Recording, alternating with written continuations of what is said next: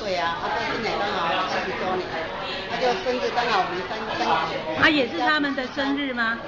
对，生日也是。阿公的生日。他们结婚纪念日我们不知道，但是知道他们今年70周年。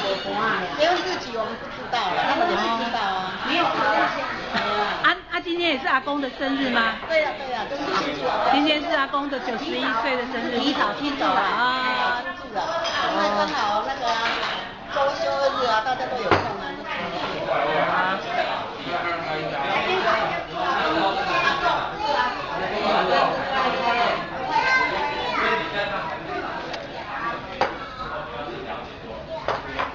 过一下。